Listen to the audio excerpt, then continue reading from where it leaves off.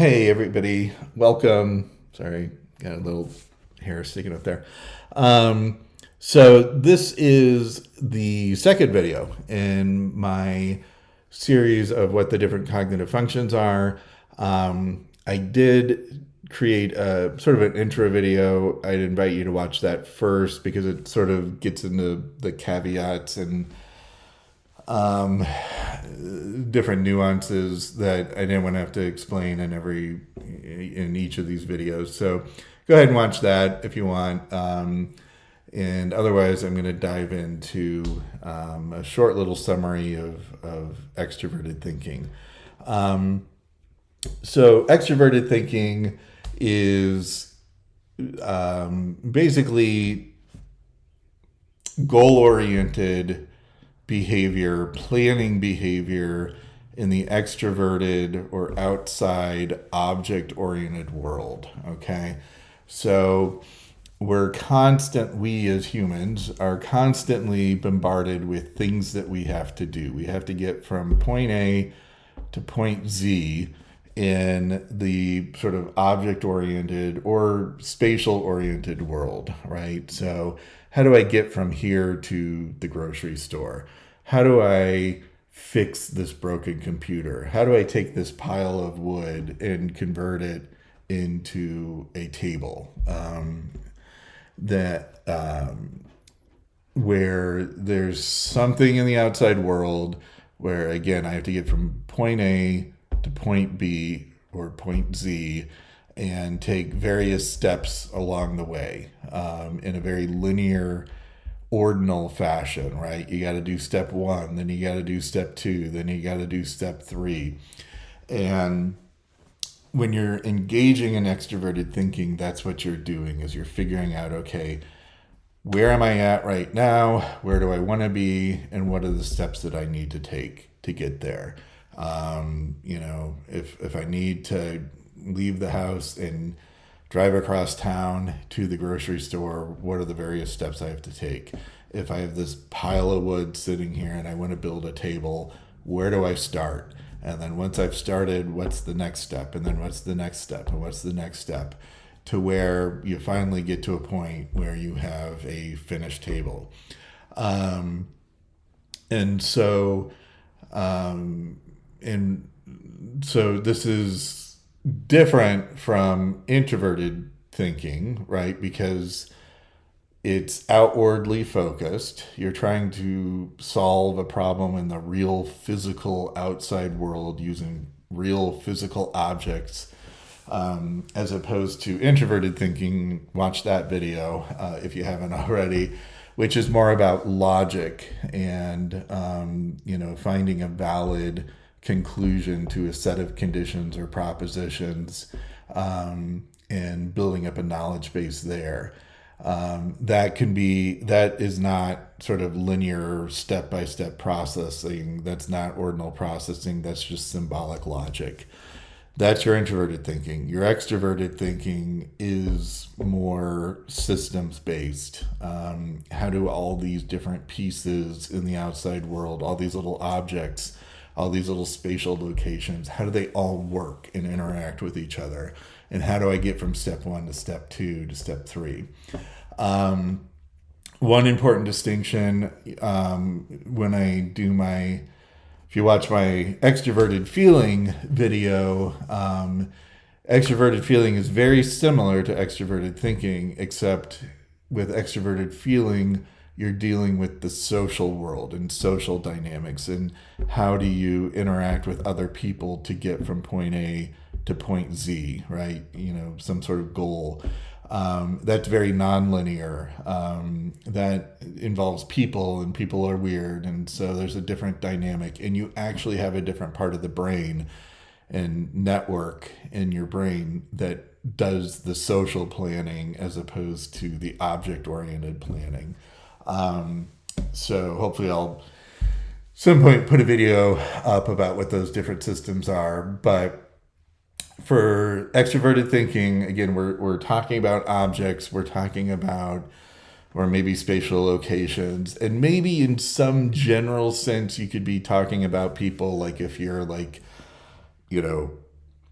a military general or something, and you have to, use different, infantry versus cavalry, versus archery, all that kind of thing.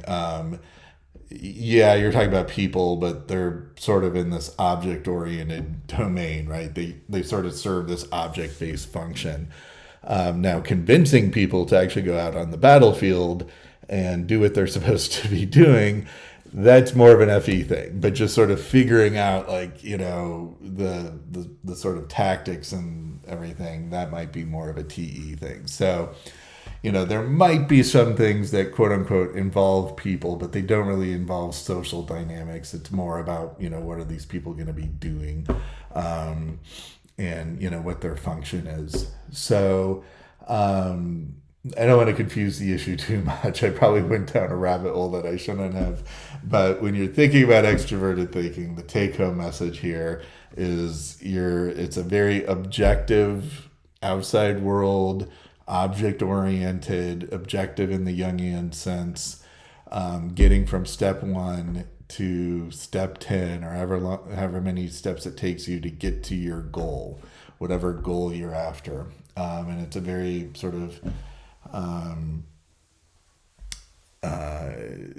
systematic way of interacting and thinking about the world. So, some examples might be, if you've seen Breaking Bad, that is just a TE,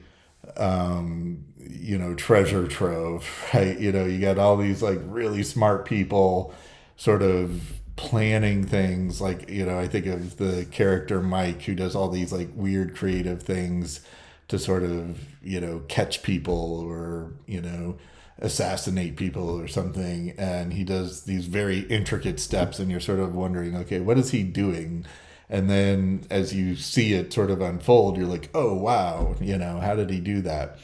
Another good example would be like No Country for Old Men. Both the protagonist and the antagonist are both very good at sort of planning in this very TE kind of way, getting from point 1 to point 10 in a systematic step-by-step way. But while you're watching them, you're like, okay, what are they doing? This doesn't make sense. And then you see it unfold and you're like, oh, okay, yeah, that's what they were doing. And so they're highly competent, highly intelligent in that TE. How am I going to accomplish my goal in this step-by-step process?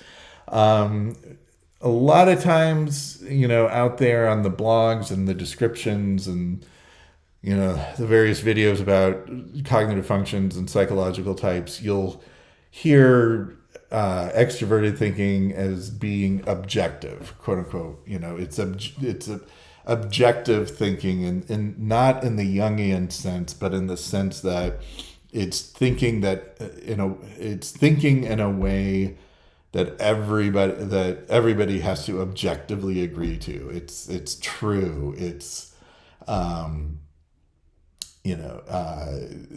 that if the person doing the thinking wasn't there, it would still be true, right?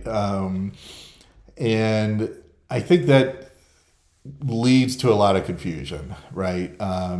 Yes, there could be an objective, in other words, universally agreed upon way of, let's say, changing a tire or building a table out of a pile of wood.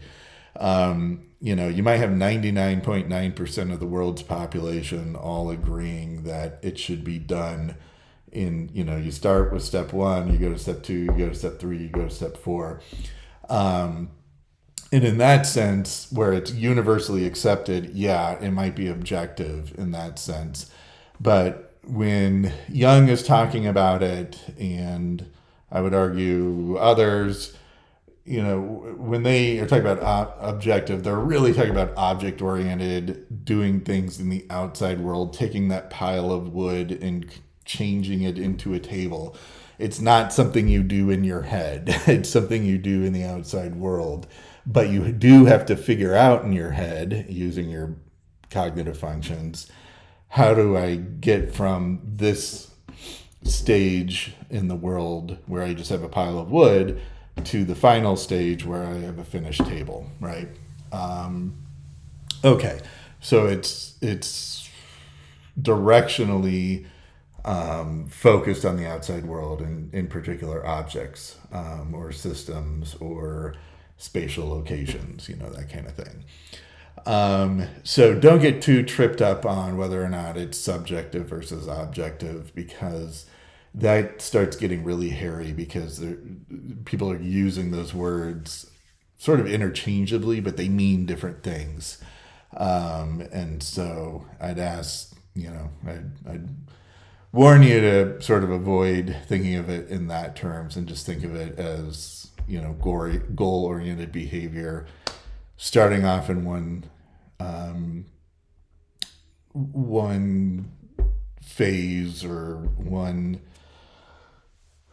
sort of state of being, one state, and trying to get to another state of being in a linear, step by step, ordinal process, right? That your brain has to come up with. So that's extroverted thinking in a nutshell. Leave a comment or let me know if you have any questions, disputes, things you would like clarified or want to point out. Happy to engage, and stay tuned for the next one. All right. Thanks. Bye.